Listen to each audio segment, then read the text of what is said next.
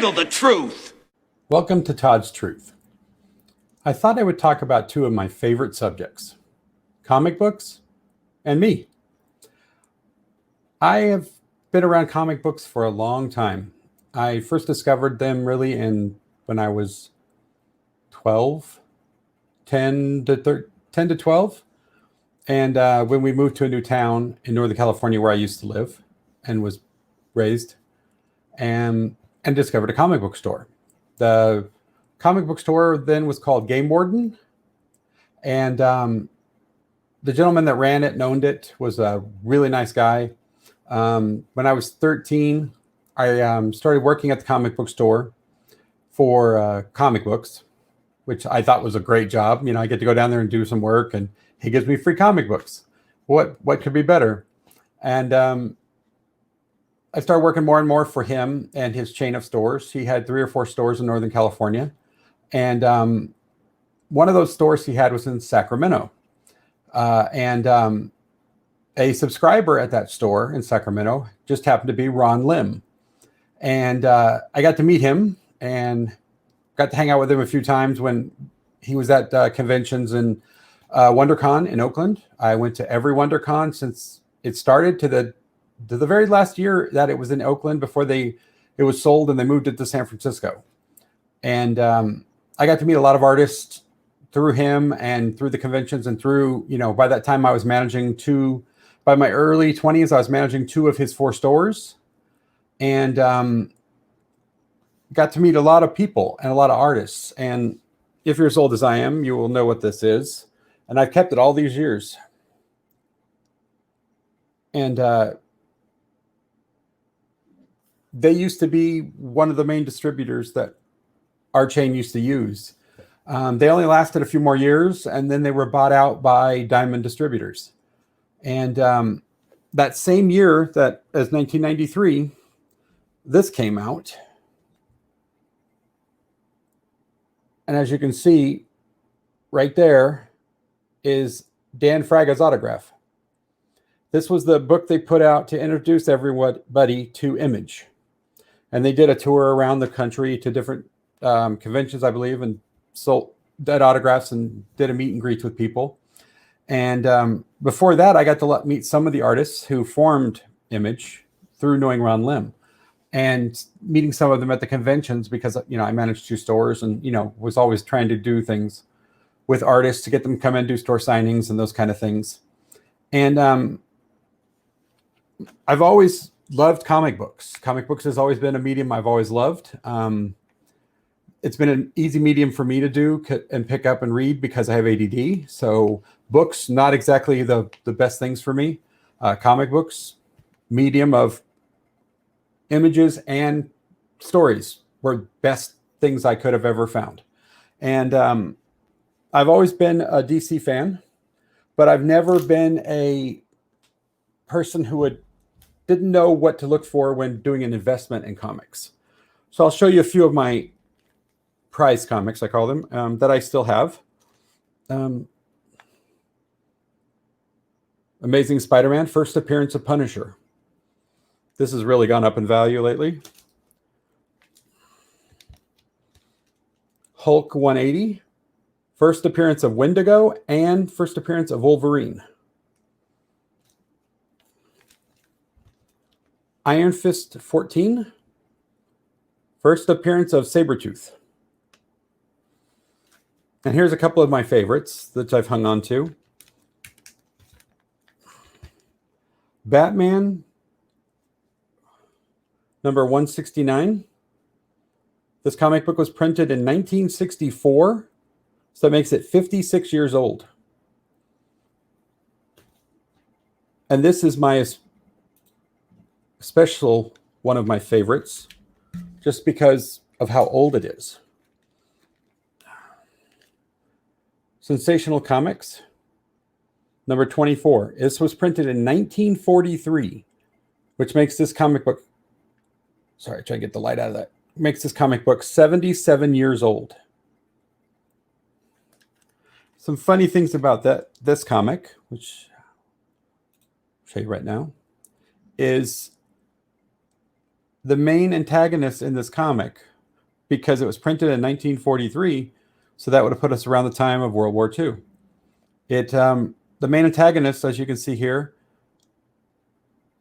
are Imperial Japan.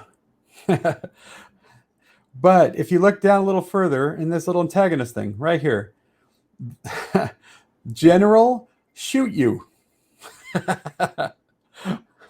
Single appearance. Wonder why? Because his name was Shoot You. Oh boy. Today they would call that racist. But comic books have always been my favorite, like I said. And another one of my prized things, and a huge fan of, I'm a huge fan of his, is Will Eisner and his comics and things he did, like The Spirit and all of those. And I was lucky enough one year of going to WonderCon that I was able to meet Will Eisner and get to talk to him. And I not only got to talk to him, I got him to autograph this book. And I've kept it ever since. Because something like that, and meeting somebody like Will Eisner is something you never forget, especially when I was a huge fan of The Spirit and a lot of his other work, and there were big influences on me. And getting to meet all these other artists like Ron Lim and the different guys that I got to meet while doing the comic book stuff, the retail stuff, I found a love for drawing. And they motivated me to draw. And going back, even further than that, I started drawing when I was probably not even a teenager yet. And I still have my very first drawing book. This was printed the same year I was born. So I got this later. I think it's a gift from my parents to help learn to draw. And after the years of, doing that, and I'd moved on from comics when, the comic book industry collapsed several times. And my friend who owned the chain of stores had decided to sell the stores, retire, and move down to Southern California, I believe. But I kept drawing, and I'll just show you a few of my art.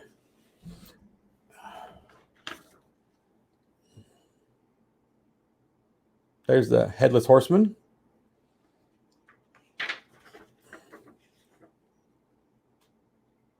Pegasus I drew.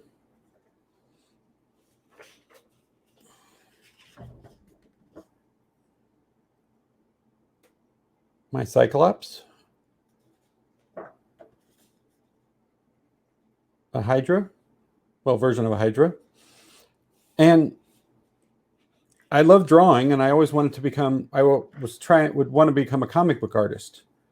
But with life going the way it goes, and I never achieved that goal.